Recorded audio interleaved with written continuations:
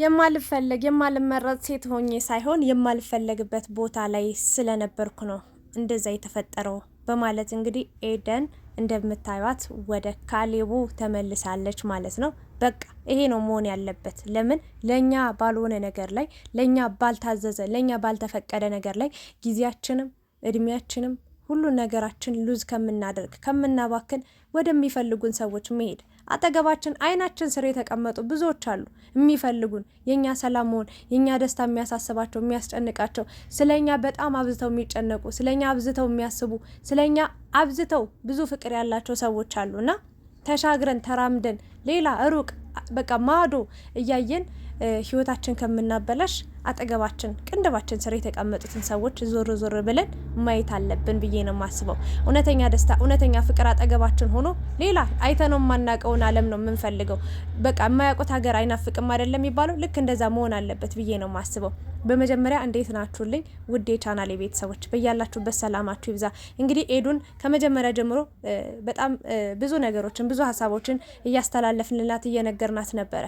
ለምን ያመጣጧ ጥሩ አይደለም፣ ትክክል አይደለችም። አሁን ያለችበት የፍቅር ብላ ያሰበችው መንገድ ወይ ደግሞ ሁኔታ ላይ ጥሩ አልነበረም። ባጭሩ ለሷ የማይሆናት ሰው ጋር የማይመጥናት ሰው ጋር ወይም ደግሞ ለሷ ምንም አይነት ፍቅር የሌለበት ሰው ጋር ሆና እንግዲህ ብዙ ጊዜዋን ስታባክን ቆይታለች ማለት ነውና ታይ ብለናታል። የማይመጥንሽ ቦታ ነው የተገኘሽው ወይም ደግሞ በቃ የማይወድሽን ሰው ነው እየተከተልሽ የምትገኘው። ዛሬ ብቻ ሳይሆን ነገ ከነገ ወዲያም ትጎጃለሽ። በቃ አቁም ይሄንን ነገር እያልናት ነበረና ግን እሷ ያው ፍቅር ስለሆነ የያዛትኝ እንዲህ በቀላሉ ሁሉንም ትትዋ አድርጋ መተው አልቻለችም። የሚያስጨክናት የሚያስቆርጣት ነገር ተስፋ የሚያስቆርጣት ነገር ድጋሚ በቃ አይኑን አላይም ብላ ትታ እንድትሄድ የሚያረጋት ነገር አልተፈጠረም ነበር። እስካሁን እየለፋች ነበር፣ እያለቀሰች ትለምነው ነበር። ስልክ እንኳን በስርዓት አያወራትም ነበር። በኤፍሬም አይፈረድም። ምክንያቱም እች ልጅ አብረን እንሁን ትንሽ ጊዜ ከዛ በኋላ በመላመድ ፍቅር ይመጣል የሚባለውን ነገር እሷ ተስፋ አድርጋ ነበር። ነገር ግን አልሆነም ጭራሽ። ምንም መጀመሪያ ማስጠንቀቋት ነው የገባውና በእሱ አይፈረድም። ግን በጣም እኔ እንጃ ንቀት አይቼበታለሁ በጣም ማለት በስርዓት ራሱ አያወራትም። የእውነት ነው የምላችሁ። አብራችሁ የሆነ ነገር ከጀመራችሁ አይቀር በስርዓት ማስረዳት፣ ይሄ ነገር አይሆን እዚህ ላይ መቆም አለበት ብሎ መናገር እየቻለ ነገር ግን ዝም ብሎ ጊዜውን እየገፋ ነበር፣ የእሷንም ጊዜ እያባከነ ነበር። እና ግን በቃ አንዳንዴ የሆነ ብዙ ነገሮችን ተምራችሁባቸው ታልፋላችሁ።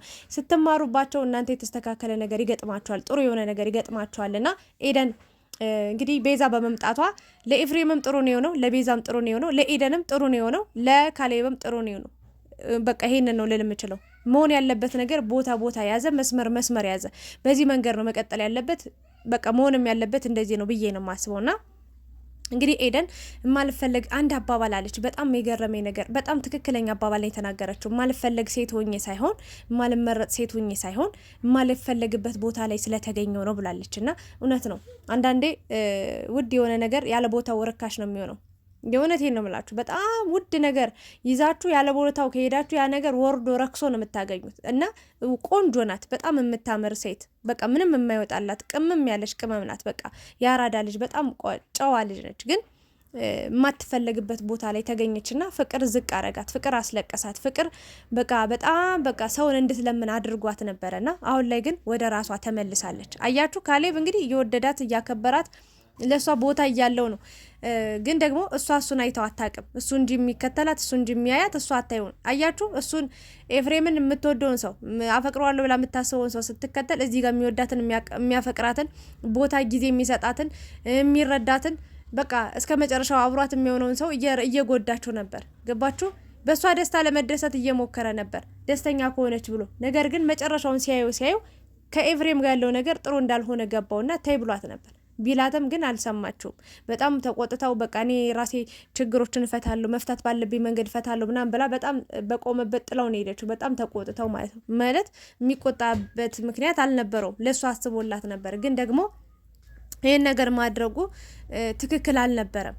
አብሷ ማድረጓ ማለት ነው እሱ ላይና ግን ያው በስተመጨረሻም አሁንም አረፈደም። ቶሎ በመመለሷ ጥሩ ነው። እልህ ተጋብታውን ከቤዛ ጋርም ከኤፍሬም ጋር ያልሆነ ነገር ውስጥ ብትገባ በጣም ጎድተኛል ብለዋለች። እውነት ነው። ግን እሷ ራሷ የፈጠረችው ዓለም ነው። በቃ አብሯት እንዲሆን አብሯት እንዲቀጥል አብሯት ፍቅረኛ እንዲሆን ምናምን እሷ ራሷ በአእምሮያ ላይ የሳለችው ያስቀመጠችው ግብ አለ። ግን ያ ነገር አልሆነላት ሲል የወቀሰችው ማንን ነው? አንደኛ ኤፍሬምን ነው፣ ሁለተኛ ቤዛ ነው፣ ከዛ ሶስተኛ ደግሞ ራሷን ነው ስትወቅስ የነበረው። ይሄ ሁሉ ነገር በቃ በማትፈለግበት ቦታ ላይ ስለተገኘች ነው። እና ለማንኛውም ቆም ብላ አስባ ወደ ራሷ በመመለሷ በጣም ደስ ብሎኛል። ሴት ልጅ ማልቀስ የለባትም። የእውነቴን ነው የምላችሁ። እና ኤዱን እንግዲህ እናበረታታት። ቅመም የሆነች ደስ የምትል ልጅ ናት። እና ኤፍሬም እና ቤዛም እንግዲህ ጥሩ ጊዜያትን እንድታሳልፉ እንመኝላችኋለን። ኤፍሬም መልስ የሆነ አነጋገር አልቻለበትም ነበረ፣ አረዳድ አልቻለበትም። ቱግ ቱግ ቱግ ብሎ እውነት አለው እኮ ችግር የለውም ግን ማስረዳት ላይ በጣም ይቀረዋል። የሆነ ነገራቶችን ሴት ልጅ ናት፣ በሱ ምክንያት እንዲህ የሆነች ብቻ ግን ያለፈው ነገር አልፏል። ለማንኛውም ግን እንግዲህ ይዘኝ ጥፋ ከዚህ ሀሳብ ከዚህ ስሜት መውጣት ፈልጋለሁ ብላለች። እና እውነት ነው። አንዳንዴ እኔ ነግሬያቸዋለሁ፣ በትልቁ በተለይ ሴት ሆናችሁ ያለመፈለግ ስሜት ሲሰማችሁ በጣም ህመሙ ከባድ ነው። እግዚአብሔርን ነው ምላችሁ። ያለመፈለግ ስሜት በሴትም በወንድም በጣም ከባድ ነገር ነው። በተለይ ደግሞ በሴት ይብሳል። ማለት ቆንጆ ናችሁ እኮ ምንም ይወጣላችሁ ነገር የለም። ፈጣሪ ሁሉን ነገር አስተካክሎ ነው የሰጠን። ግን ደግሞ አንድን ሰው እናንተ በጣም አብዝታችሁ ስትፈልጉት፣ በፍቅረኝነትም ላይሆን ይችላል፣ እንዲሁ በጓደኝነት ራሱ የሆነን ሰው በጣም አብዝታችሁ ስትፈልጉት ያ ሰው የሚርቃችሁ የሚሸሻችሁ፣ ወይ ደግሞ ከእናንተ ጋር እናንተ የተሰማችሁ አይነት ስሜት የማይሰማው ከሆነ ያለመፈለግ ስሜት በጣም ህመም ነው። በጣም ነው የሚያመው። እግዚአብሔርን ነው የምላችሁ። እና ኤደን ላይ ያየሁበት ነገር እሱ ነው። ግን ቢያንስ የሚወዳትን ሰው ነው ያገኘችው። የእውነት በሴቶች እኔ 100% የምነግራችሁ የምትወዱትን ስትከተሉ ከመዋል የሚወዳችሁን በቃ አሳዳችሁ መያዝ አለባችሁ። የገባበት ገብታችሁ ፈልጋችሁ ማግኘት አለባችሁ። የእውነቴን ነው። ምክንያቱም የምትወዱትን ስትከተሉ ማለት ነው ነገ የሚወዳትን ሲያገኝ ጥሏችሁ ነው የሚሄደው።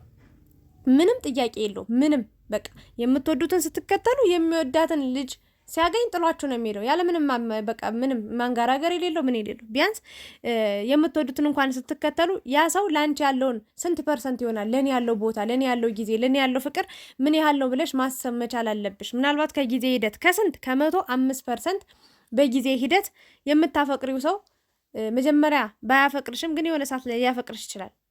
5% ነው እሱ ነው። ይሄ ከባድ ውሳኔ ነው። እና ቢያጠቃላይ አጠገባችሁ ያለውን ሰው በዙሪያችሁ ያለውን ሰው ዞር ብላችሁ እዩ። በአንድ በቃ ጭፍን ብላችሁ አንድ ሰው ብቻ የምታዩ ከሆነ ነጋችሁ ያማረ አይሆንም ልላችሁ ነው የምችለው። እና ብቻ ግን ጥሩ ጊዜ እንደሚኖራችሁ ተስፋ አደርጋለሁ። እንግዲህ የሚያዝናናኝ ቦታ ብለህ የምታስበው ቦታ ሁሉ ሰደኝ ብለዋለች። እሱ ደግሞ ይህን እድል አግኝቼ ነው ወይ ደስ ይለኛል፣ ወስድሻለሁ፣ በቃ አዝናናሻለሁ ብሎ ቃል ገብቶላታል። በዚህ መልኩ እንግዲህ ይቅርታ ስላስቀየምኩ ብላ ተታርቀው እንግዲህ ያው ስለሚወዳት አልተቀየማትም። ከዙሪያዋ ራሱ ካጠገቧ ራሱ አልሸሸም። ገባችሁ? የእሷን ሰላም መሆን የእሷን መመለስ ነው ሲጠብቅ ሲጓጓ የነበረው። ስለዚህ ተመልሳለት መጣች። ጊዜው ሲደርስ በሰዓቱ በቦታው በቃ ይዟት መጣ። በራሷ እግር መጣች። እና ይሄንን ነው ልምችለው። ብቻ ጥሩ ጊዜ ይኖራችኋል ብዬ አስባለሁ። እየገባን እናበረታታት ስላለው አየሽ በቃ ፍቅር አፍቃሪ ከተፈቃሪው ጋር ሲገናኝ ነው እንደዚህ አይነት ነገር ሊኖር የሚችለው።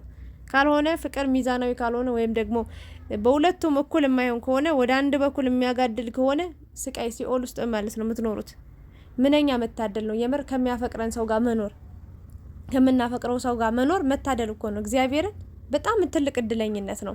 ለማንኛውም ግን እንኳን ደስ ያላችሁ ማለት ፈልጋለሁ። ካሌብና ኤዱ እንግዲህ ጥሩ ጊዜያትን ታሳልፋላችሁ ብዬ አስባለሁ። በመቀጠል ደግሞ እንግዲህ የእስልምና እምነት ተከታዮች በሙሉ ኤድኩም ሙባረክ ብያለሁ። ይቅርታ ያው መጀመሪያ መግቢያው ላይ ማለት ነበረብኝ፣ ግን ያው በደስታ ተመስጬ ነውና የኔ ውዶች ቅድምን በሰራሁት ቪዲዮ በእርግጥ በደንብ በሰፊው ኢድ ሙባረክ ብያችኋለሁ። አሁንም በድጋሚ እንግዲህ የኤዱና የካሌብ አድናቂዎች ልትኖሩ ትችላላችሁ የመጣችሁና እናንተንም በዚሁ አጋጣሚ ኢድ ሙባረክ እላለሁኝ። የእስልምና እምነት ተከታዮች መልካም በዓል ይሁንላችሁ። እንኳን ለዚህ ቀን አደረሳችሁ። 1 ወር ሙሉ ጾማችሁ እንግዲህ ዛሬ ፈታ የምትሉበት ቀን ነውና ደስ ይላል። ሰላማችሁ ይብዛልኝ በያላችሁበት። ወዳችኋለሁ። ላይክ፣ ሼር፣ ሰብስክራይብ ማድረጋችሁን እንዳትረሱ። ሰላም ዋሉልኝ።